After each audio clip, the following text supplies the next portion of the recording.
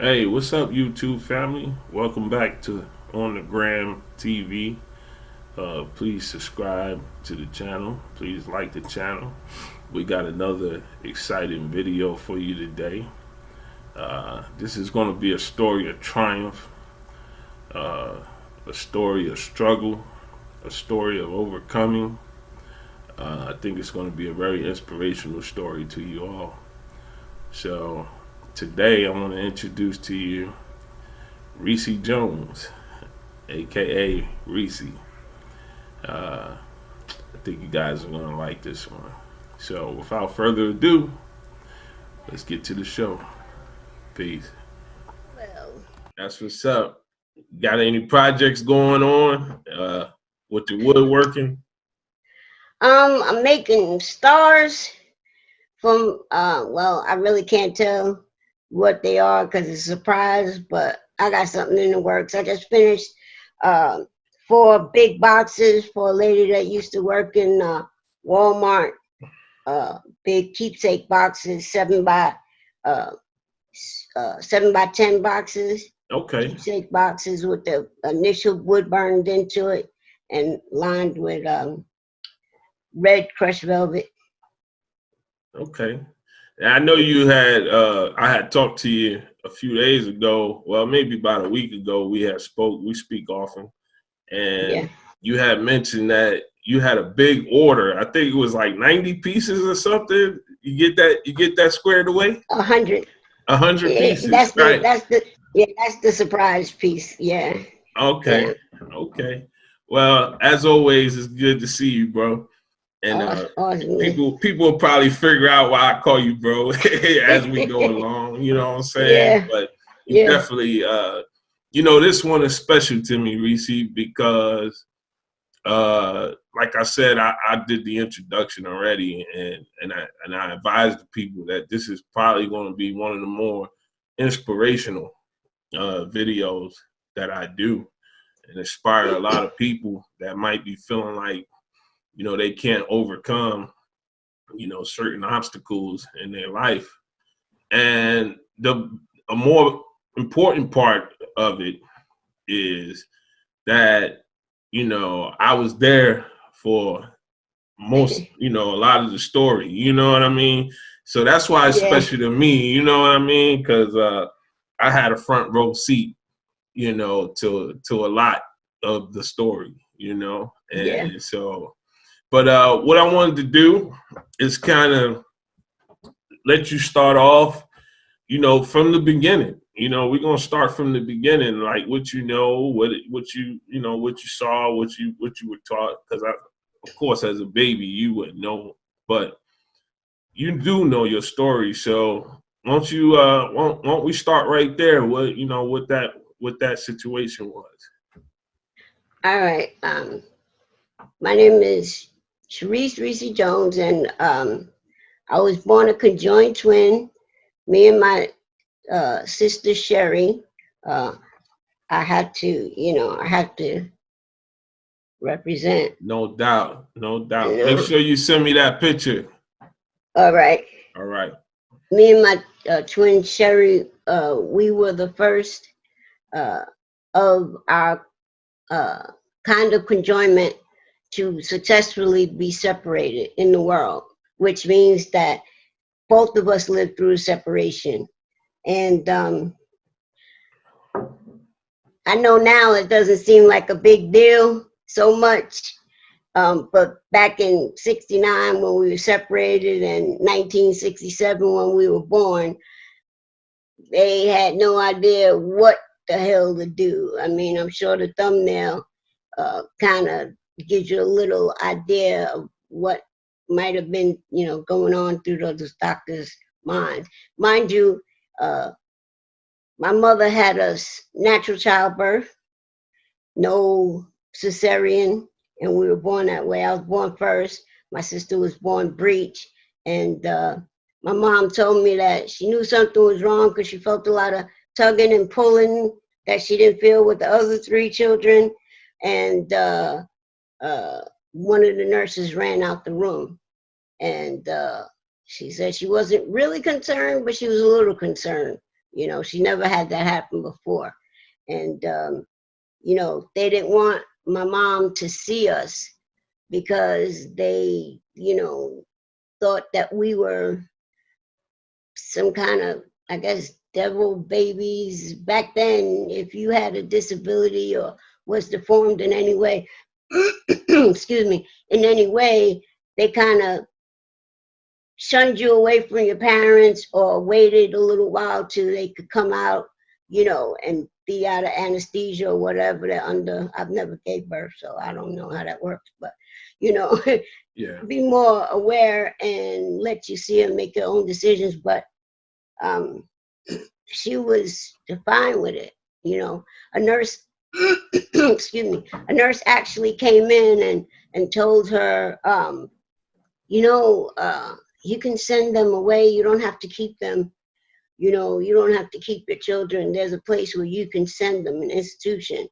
My mom was like, get the hell out of my room. Like, what are you talking about? These are my Wow. children. Wow. Back then, that's what they did. If you had something small as polio or cerebral palsy or something, not even a real bad case, a club foot, they were ready to send you away. So a lot of doctors came to my mom from all over, my mom and dad from all over the world, to wanting to be the doctors to do this separation, but they all presented her with the same thing as, uh, we're going to have to sacrifice one of your girls. There's no way we can do the separation, Wow. this surgery, unless one of them is sacrificed. And my parents was like, well, you won't be doing the separation. It was like an interview. Next, next, Yeah. and I'm really grateful for that, because I'm not sure if any, another parent would have said, well, I'd rather at least I have one, I could have none, but my parents didn't do that. They gratefully said, nah, there's got to be a way. They just had faith that there was a way, and we waited, and this very uh, kind and uh, prestigious doctor came, uh, and he told my parents that he could do the surgery, and both of us would live, and that's who they went with. Um, he is since passed on, but we were born in Brooklyn, Brookdale Hospital, and it was a whole big deal. I mean, like papers and Yeah, you actually got some newspaper articles of the separation, right? And pictures. yeah. My dad has he has this book that he keeps under like vaulted Yeah. Yeah. care, and I was able to snatch that thumbnail picture from him, but the newspaper, one article said, medical miracles and cute too, and they showed a picture of yeah, I know. It showed a picture. It was a picture of the doctors and me and my twin sister You in you the. actually got that picture, don't you? I I don't right now. I couldn't grab. I thought I had it, Yeah. but I can't. I don't. I think I got it off the internet, but I couldn't. Okay. Well, I got a copy of it, so I'm gonna. Oh, okay. Yeah, Yeah, I'm if you could gonna. show it up, if that Yeah, would I'm be definitely cool. going to incorporate that into this video so the world could see, that this was a Yeah, major, major deal major. back Yeah, then. it was huge. I got a question for you, Reese. You said the doctor, he was kind, and did you guys, or did you and Sherry, or your mom maintain a relationship with him over the years? Well, as being that they weren't sure what was going to happen, we lived in the hospital for the first 2 years of our lives. and we were only able to go home on the weekends when we transferred to um, uh, I don't know if I could say the name of the hospital, but um, Yeah, you could say it. That's cool. New York University, the Rusk Institute Yeah. in Manhattan. We transferred there, and over there, we were only able to leave on the weekends because once they got us healthy enough that they could no longer, that we needed to be in a hospital setting, Yeah. uh, we went over there, and we had to go back to the hospital quite often, and he would come there, and we would have to see him, but we didn't have like a, oh yeah, thanks doctor kind of. Like personal relationship. Right. Okay. It was, they had, we were premature. My mother, she said she only gained like 20 pounds with the both of us. We were only 9 pounds together when we were born, and that's like next to nothing. Um, and when we were separated, they kicked out all the babies out of the preemie unit and put them somewhere else because the media was so heavy that they had to have us in our own room. I mean, it was crazy. We had our own Christmas in there. They would bring a Santa Claus to us, and on Easter they would bring us a bunch of stuffed animals and have us have Easter eggs and dressed us up in dresses. And you see how my I know voice. you didn't like that one. That's all good. It's all good. You know how it is. You got Yeah, two yeah. twin girls and stuff. I'm certain we'll get to all of that. But hey, so after, I'm assuming like this is when you guys were really, really young. But at some point, you guys were released from the hospital and you came home. Won't you tell me or tell the people a little bit about what life was then during that time? Well, what I can remember is going home and just being. My dad was a little afraid to uh, like handle us. You know what I mean? He was afraid he would break us or something. And I was a very mischievous kid, so even at 3 and 4, and back then your mom was able to spank you, your dad was able to spank you, and my mom, Yeah. like, we do something. I would do something to my dad's stuff. And she was like, here, give him the slipper, spank him. And he's like, nah, I can't do it. And he would spank the rest of my sisters. Nah, I can't do it. My mom would be like, spank her. I can't do it. And she grabbed the slipper and on my leg, boy, I only got one leg, but man, my mother tore that leg up. She was not afraid. Except for that, and except for the school that we went to, Yeah. we were raised just like the rest of the kids. My sisters. I have 3 sisters, and Yeah. uh, it wasn't nothing different except the school that we went to, and Yeah. uh, we had to do the dishes and make our beds, and you take a bath, you got to clean the tub, and it was the same, except every year in a pivotal time Yeah. of a year, Christmas, Yeah. Thanksgiving, Easter, here come the news media, here comes the paper again. Oh, it's another year in the twins' life. Let's see what they're doing. How long did that go on? Um, let me see. Like at what age were you guys before they stopped doing that? We well, the story is that I'm not sure the age because I'm not sure what part Nixon was in office, and I'm not sure what part of his term it ended.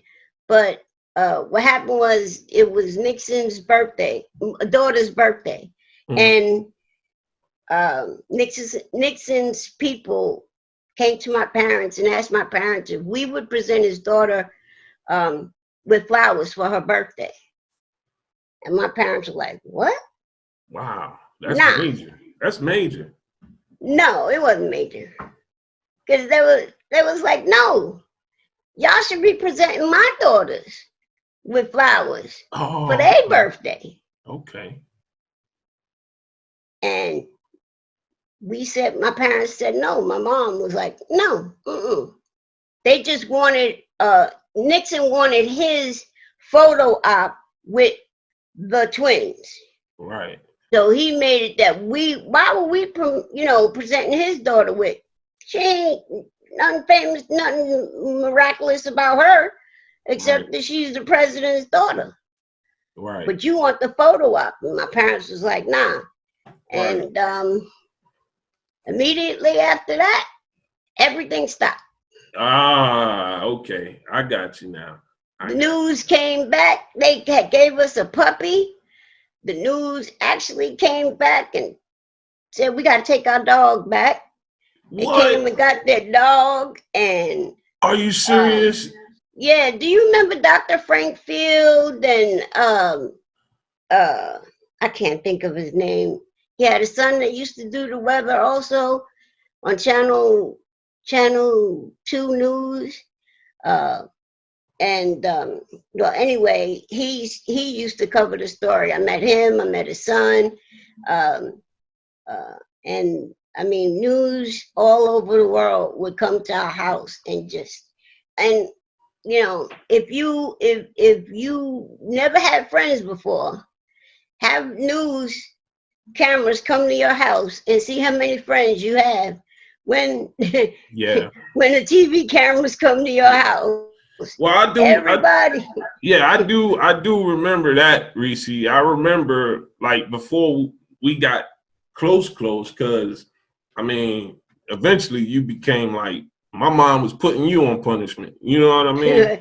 But Yeah, before it got to that, I remember that I was always intrigued, and I know a lot of people were always intrigued by you and your sister because, like you said, back in them days, it was unusual to see, that type of situation.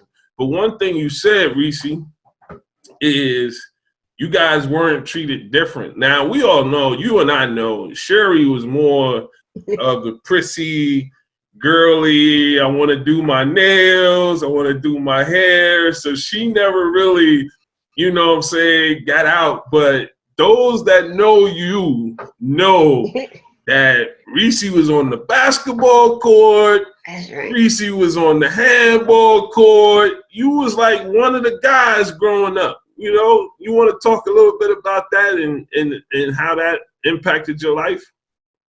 Yeah, I've always been into sports, outgoing, and my parents just raised me to never say I can't, really, and if I wanted to do something, I just did it.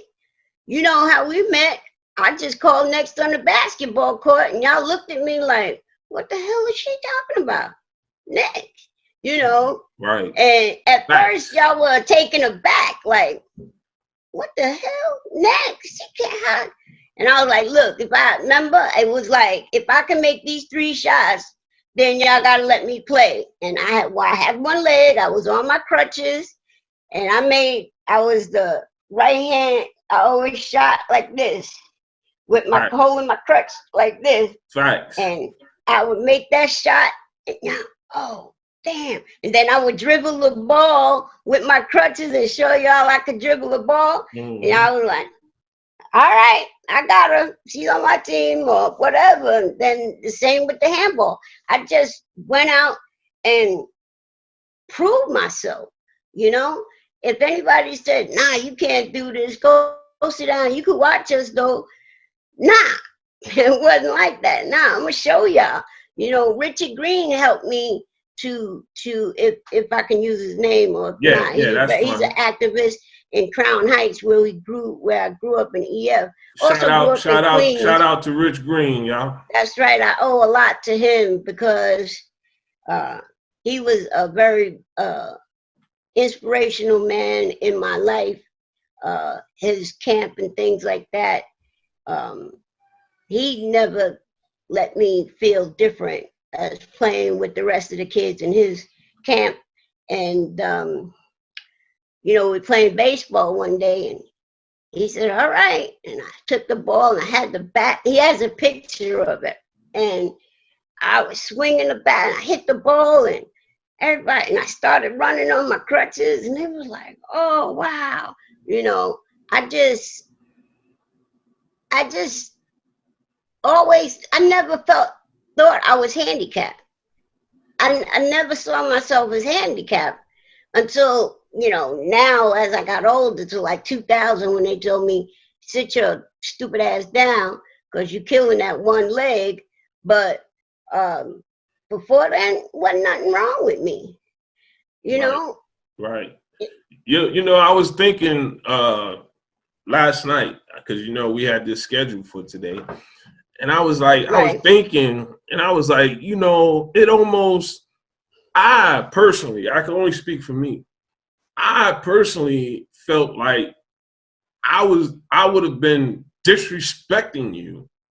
Mm. You know what I'm saying? If I did, because you were so determined, you know what I mean, to do the thing. And then it got to a point where nobody even looked at you as a handicapped person. You was like Reese. You were one of the guys. You know what I'm saying? Like Yeah. anything we did, you did. You know. So those was the thoughts that I had, man. And I was like, wow. It would have seemed almost. It seemed to me almost disrespectful to you to try to say, nah, you can't play. um, one thing that always stood out, that I tell people where I live now that don't know me from being on crutches and ripping and running, with my crutches and standing up, is that we would sit in the park sometimes, and we'd be in the park all day, and y'all would look down under the table and see the crutches and go, whose crutches are those? And I'd be sitting there like, yo, y'all be like, yo, who broke their leg? Who foot hurt? What? Who crutching? I'd be like, yo, really, yo? And y'all go, oh man, yo, I totally forgot, man. I ain't, Yeah, that was special to me. Y'all didn't understand how much it meant for me to be included in a way that y'all forgot that I had a disability. yeah, Um, it meant a lot, and it still, means a lot to me today, because there's a lot of people that see me now. I'm in a wheelchair. They don't think of me necessarily as disabled still, but me being one of the boys, I was always one of the boys. I didn't want nothing female, nothing. yeah. After I grew up a little bit, got some knowledge on my grandfather passed away, then I decided to come out, but as lesbian or gay or whatever. I'm old school, so whatever the new thing is today. Right. Don't want to disrespect anybody. I'm just, Yo, you are who you are. You know what I mean? I was born a female. My thing is, I do believe that I'm in the wrong body. I'm a dude in a female body. And, they say God has a sense of humor. And I like to say I'm one of his biggest jokes, because not meaning it in a negative way, but just how I am. Y'all can't probably tell, but I have a really big bust, and I have some other extra female parts that I could care less if they were there or gone. And it just is doesn't match the brain, you know what I'm saying, my Right. thinking. And might get a little heavy for some of your viewers, but that's just who I am. I've always been one of the guys. I've always thought like one of the guys. At a certain age, we're still trying to find ourselves and what it all means. But I was always looking at girls. When y'all was looking at girls, I was right behind y'all going,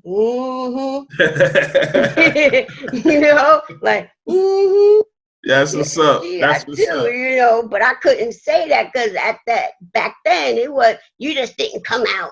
Yeah. It's not like now everybody and their mama's out, but back then you couldn't just be out. Yeah.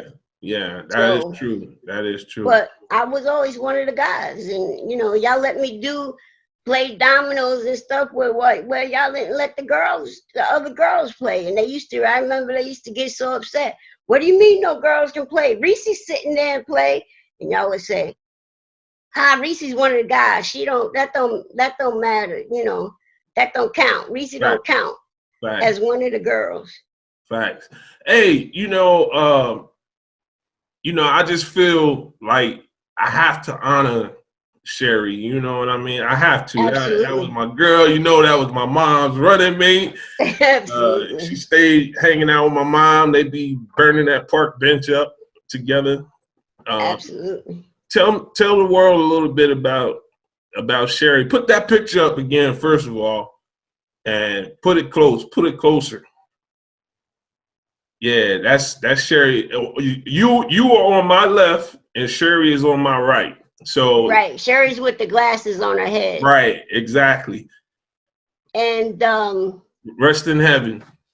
yes, please, along with your mama. They doing it up there. Your Yeah, mom and Sherry's having a ball up there right now, doing yeah. nails and everything. Well, But tell us a little bit about Sherry, because you two were like night and day, man. Outside of looking like each other,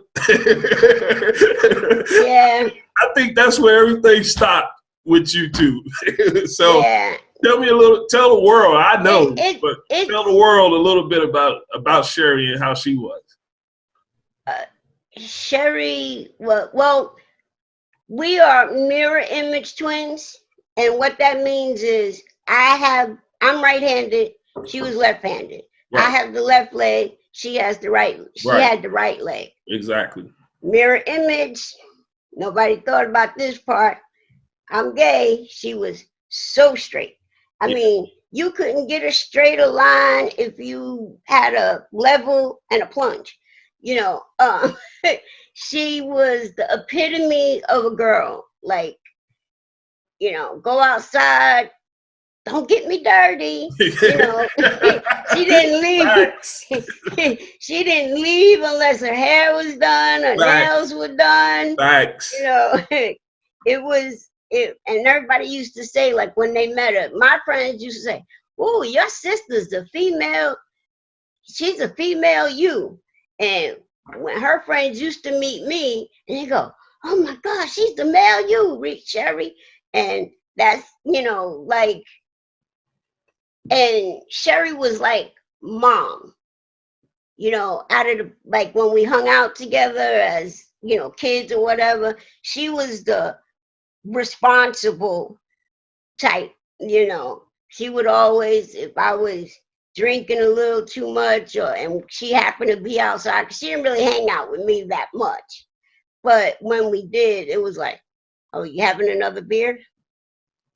You don't think you had enough yet?" And it's like, "You need Right. to go somewhere with your friends and leave me Yeah. alone."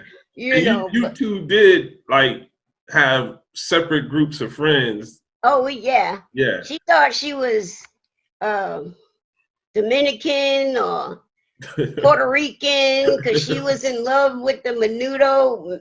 I don't know how many of your followers remember the group Menudo. It was a Puerto Rican boy band that my sister was beyond the fanatic. Remember, Yeah. she used to wear the buttons all I down her. remember that. I remember that. Wow. I remember that. And she was, I mean, she used to cry when it come on TV. And she used to, but she was, I don't want to say sickly, but she, um, and I had a hard time with this because people, she was less healthy. Yeah, yeah, I remember. And people used to always tell me, "Oh, you're bigger than she is. You took all the health and you took all the weight and you took." And when she passed away, I had a lot of guilt because after so many years of people telling me what I took from her and that she was gone, for a long time I internalized that as I had something to do with her death. Yeah. Um, I just want to go back to the beginning for a minute.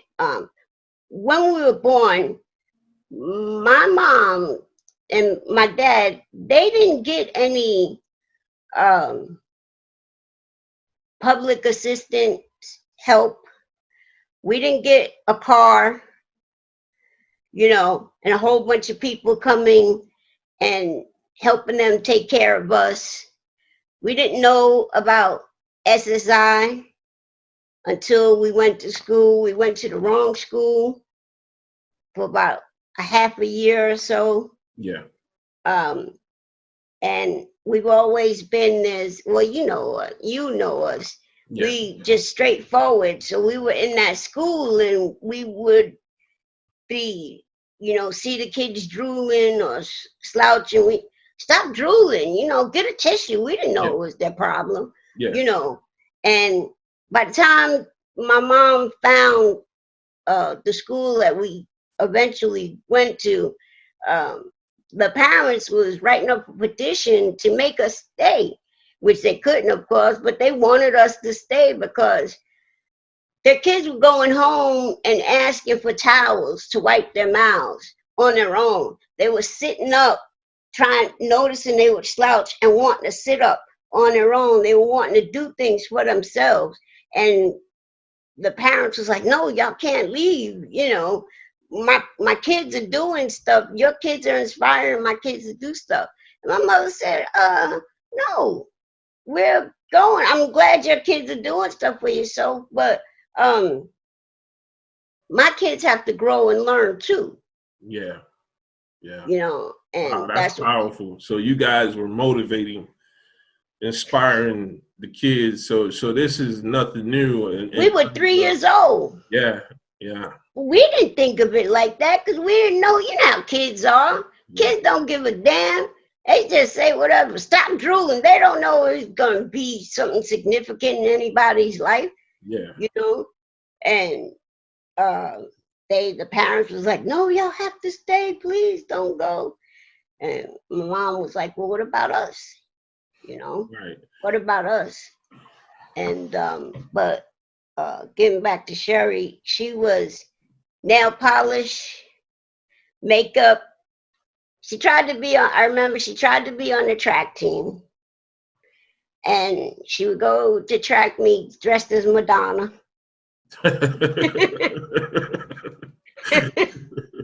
And my coach would always be like, "What are you doing?" She was like, "I'm here for track." "Where are you going in that? Where are you tracking in that?" She had on only 4 foot tall, so she had a little high heel on and the Madonna gloves. I can remember this so vividly. The Madonna glove and that little, like a virgin or whatever video that was, she did, and she was ready for a damn uh, track and field, but she was an early FloJo. That's who she was. Yeah. Remember the athlete, the Olympic athlete? She was an early her, and we used to go to track meets, and after she stopped competing, she used to go as support for me, and the camaraderie of, you know, meeting other people. And the people would come every year just to find out what color Sherry's nail polish was going to be this year. Wow. What she was wearing to the banquet this year. Right. Right. These are people that come from all over the world, and they remember her for being this person Yeah. who was so dainty out there at 7 o'clock in the morning with full makeup and nail polish. Yeah. And, you know, I look like somebody kicked me out of the bed every morning because the night before, you know, it was Yeah.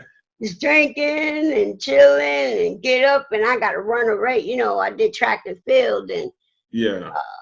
running races in a wheelchair at 7 o'clock in the morning. The night before, the whole night you drinking and, you know, smoking weed and stuff, and you supposed to be the next morning getting out there in the middle of the summer in Tennessee,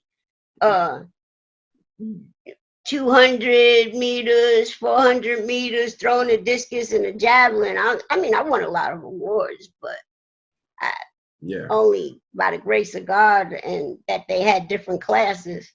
And the people that was in my class, luckily I was better than them, because if it was anything else, I mean, I almost made it to the Olympics, but being that I didn't have anywhere to train outside the school, I couldn't do it.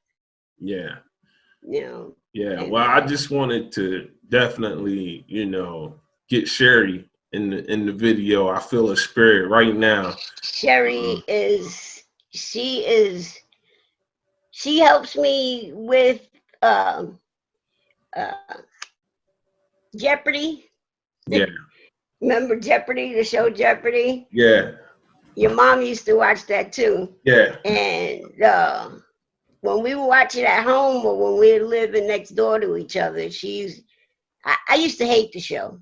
And she used to get mad because when I didn't know the answer, I used to just go, your mama's mama. She, shut up, I'm watching Jeopardy, you're so stupid.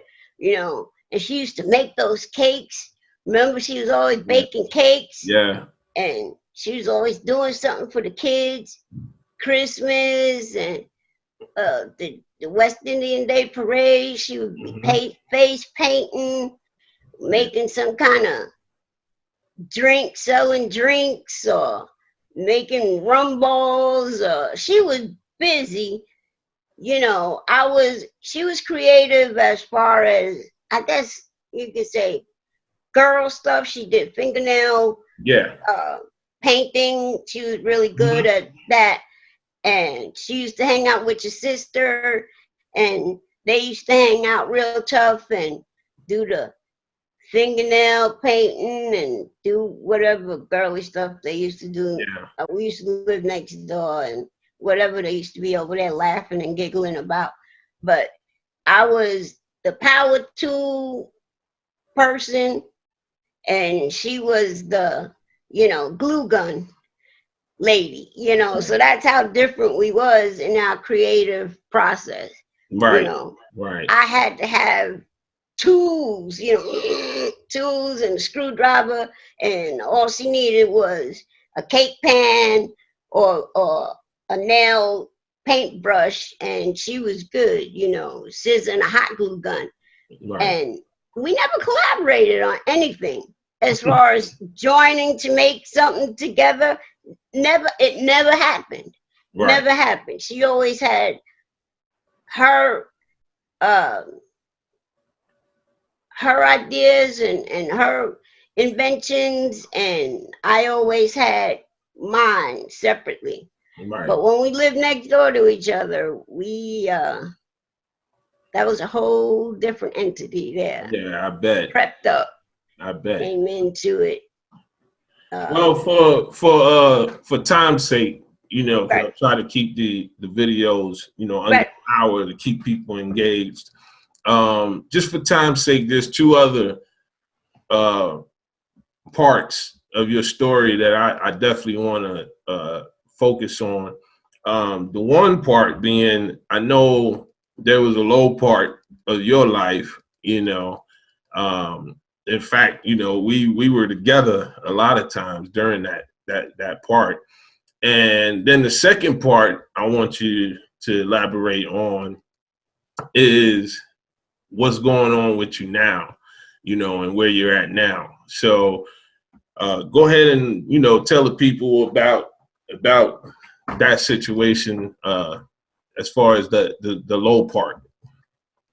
Well, the low part in my life came from when I was very young. I used to, indulge, smoke weed, drink in the drugs or whatever. And low part came when my drugging went to the next level and I got hooked on crack. And it was it wasn't for long, but it was long enough. Right. And um, I was, taking my check and spending it till I didn't have any more. And uh, I would go out and, I remember one time it snowed. Remember that 5 feet of snow we had in New Yeah. York? Yeah. And I was still walking on my crutches then.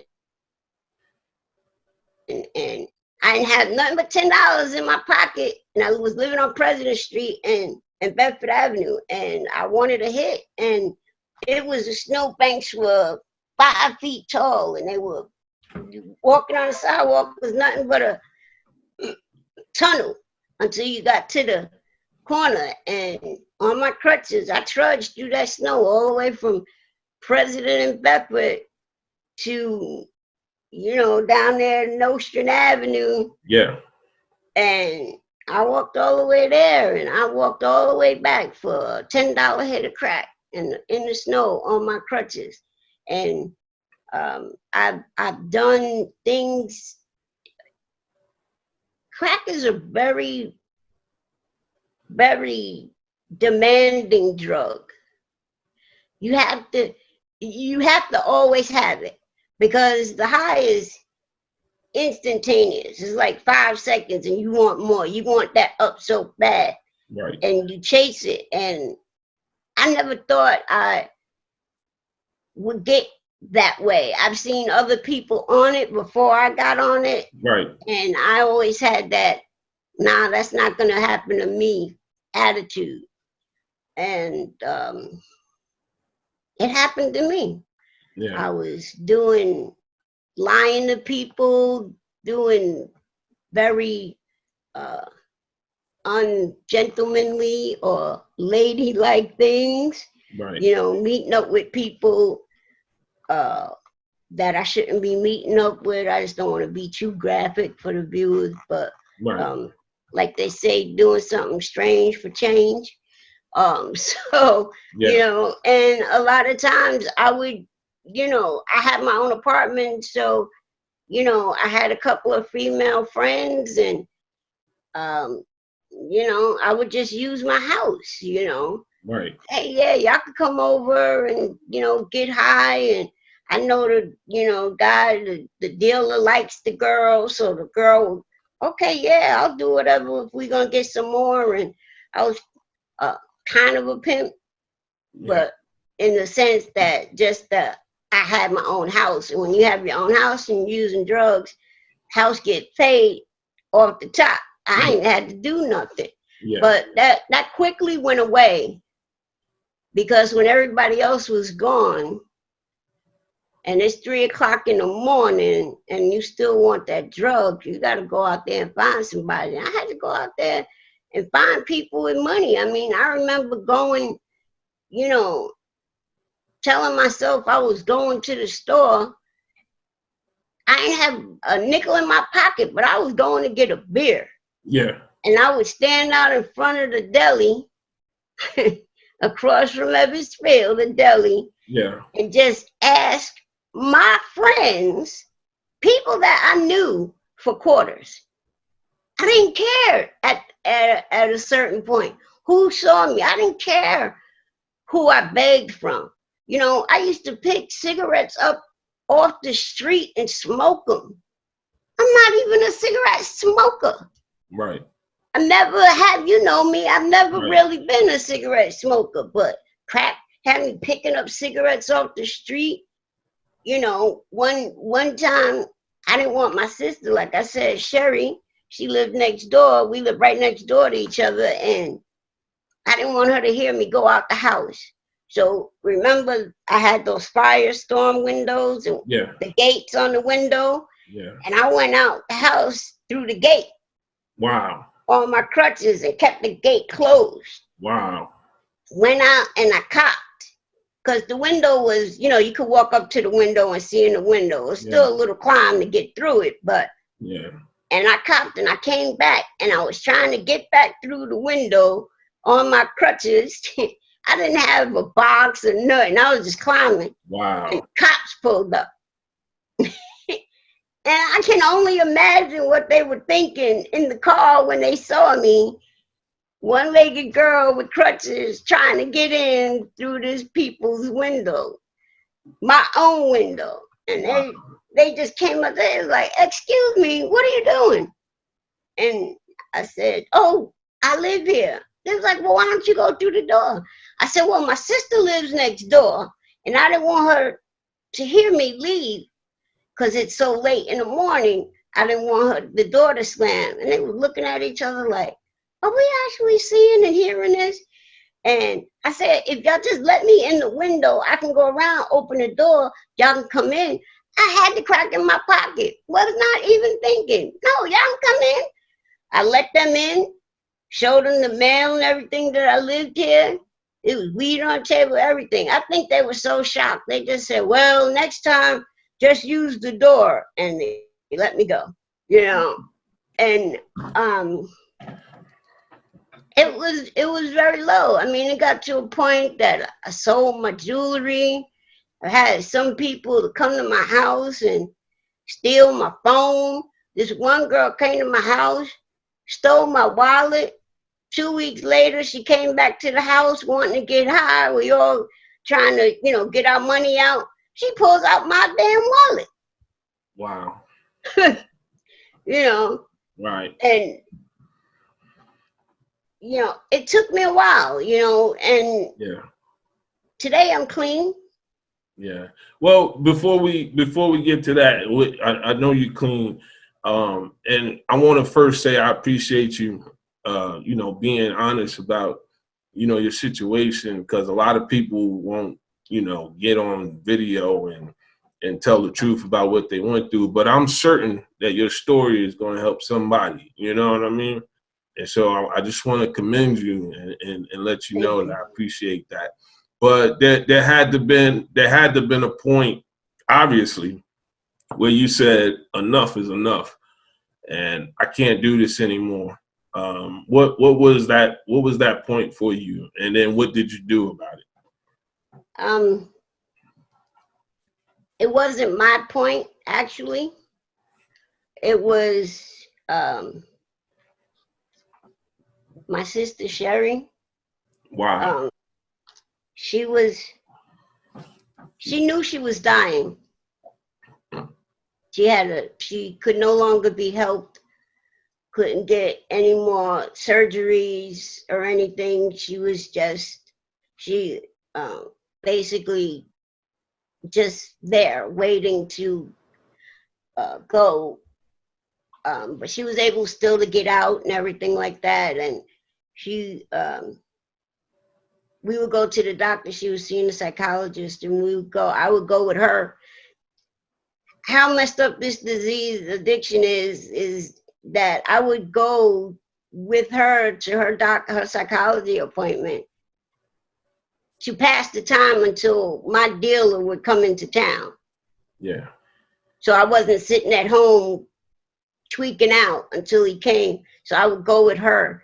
And one day, the doctor came out and said, uh, Sherry would like you to come in and join us for a session. And I was high or coming down from being high. And I was like, nah, I don't want to do this, man. I'm like, I'm waiting, trying to figure out when I'm gonna get my drugs and shit.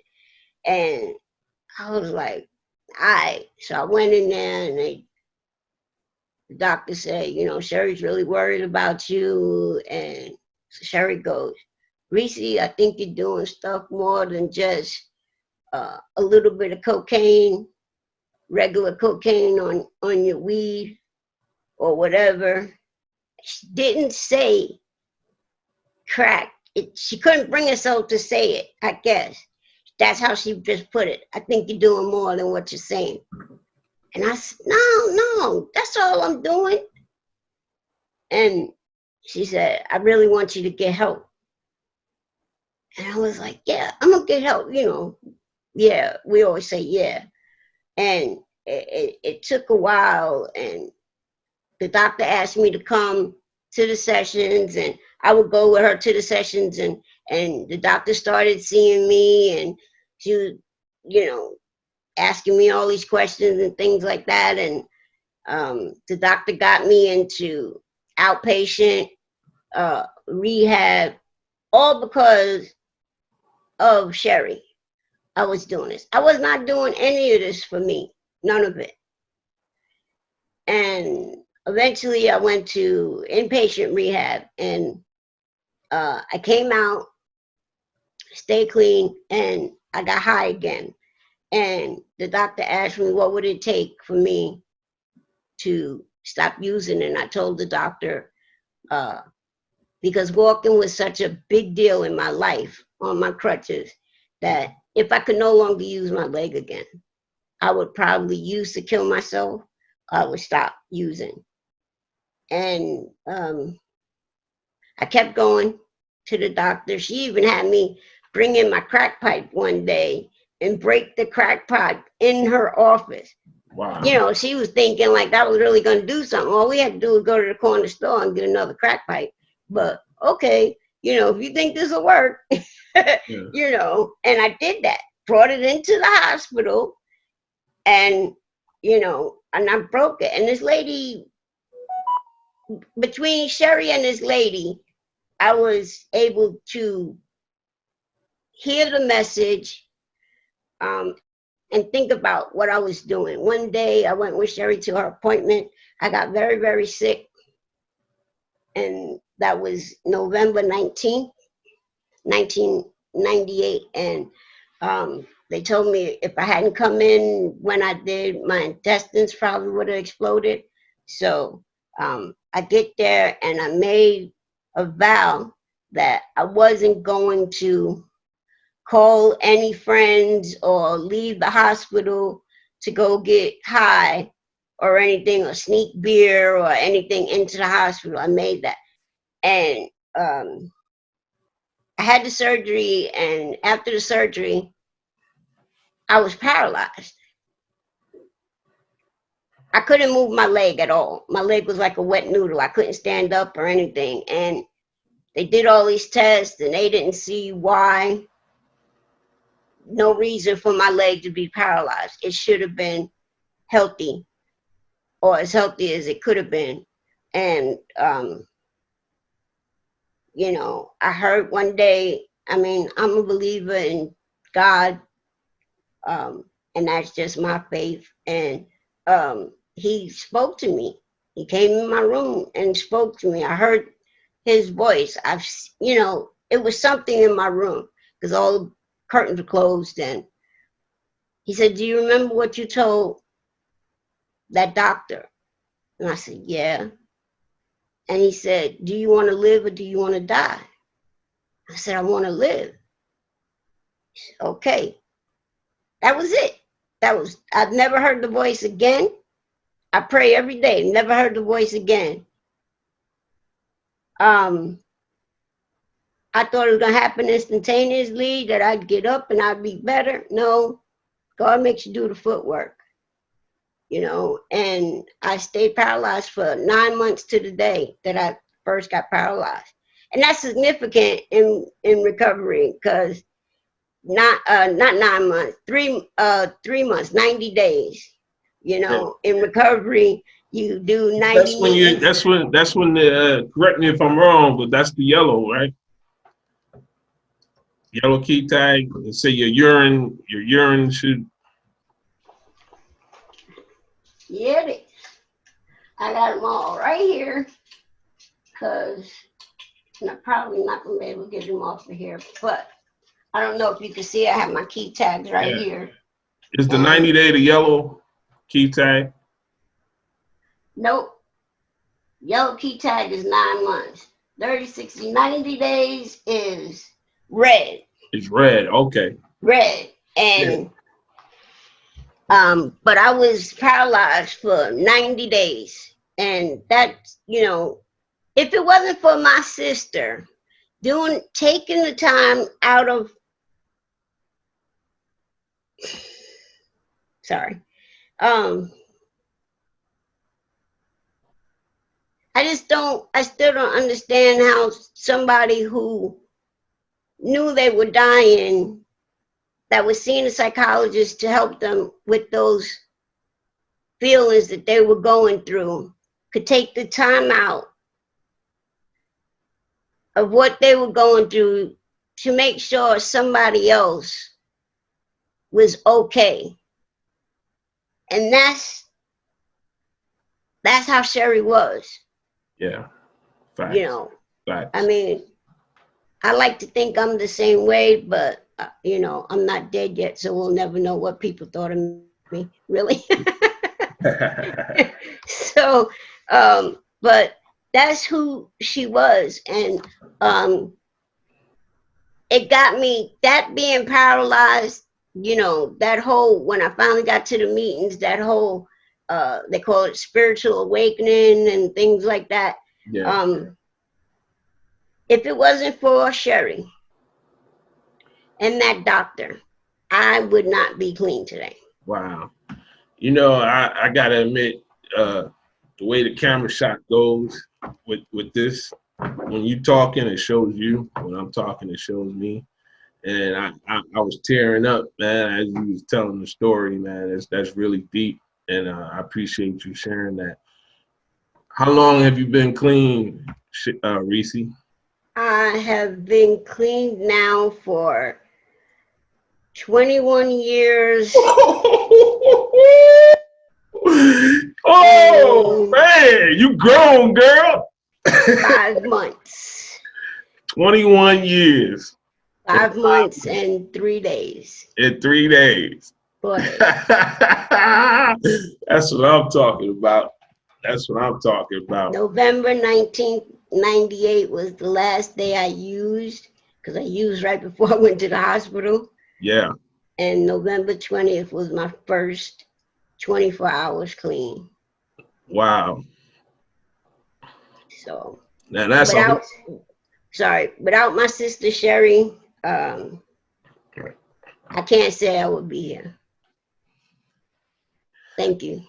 That's definitely a hope shot. So Reese, we're gonna be wrapping up here soon. Tell people about what your life is like today. What are you into? What's going on with you?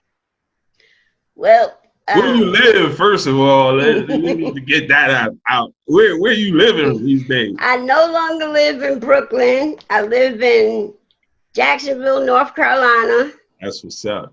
I got out here from my older sister, but that's another story for another time. Yeah. And since I've been here, I survived a tornado, 2 devastating hurricanes. I was in the house when a tornado hit my house, and a tree came through it, and I had to be helped out of the house and survived that. I now do woodworking.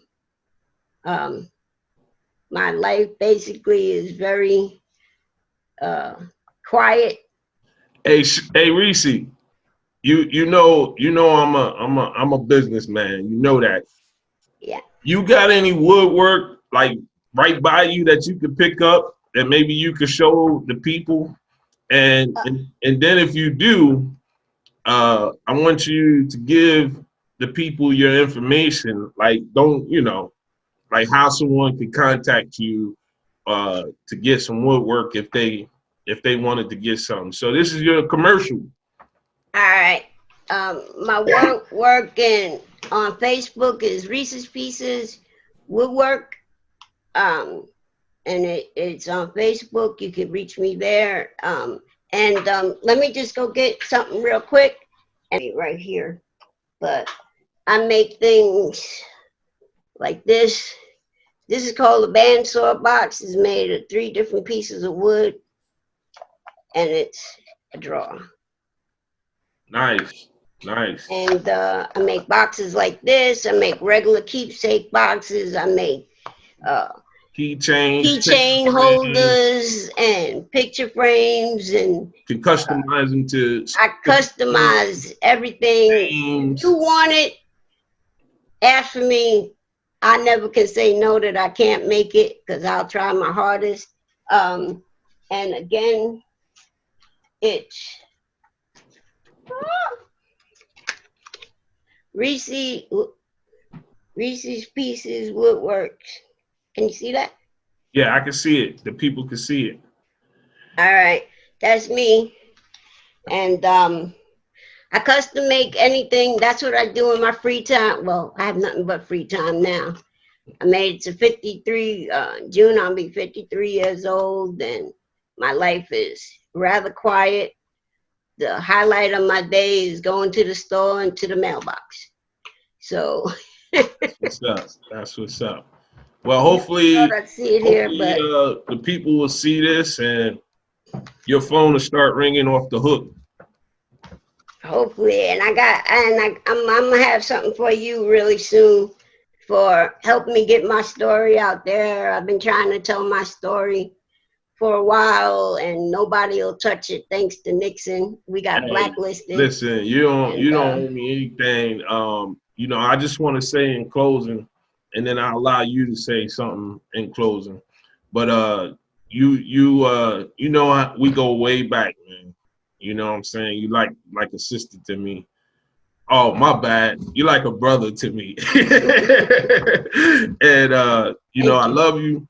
I've always loved you. Love you too. I appreciate what you're doing. You've been a big inspiration throughout my life, over the years, just thinking about how, people can overcome obstacles in their lives. And you know what? It's you're a big part of why I always root for the underdog, And so I just want to let you know, I want to give you your flowers while you're here and tell you that I love you and I appreciate you. Thank you. All right. Now, you have anything you want to say to the people? I do. I want to tell the people that Keith Fishbone is my little brother. He used to be a headache to me and his older brother sometimes, but he grew into a very well, I don't even know the words, you grew into a very wonderful man, good father, and we all have our obstacles in our life, and I'm very proud of you. Thank you. One thing I would like to say to the world is, don't judge a book by its cover.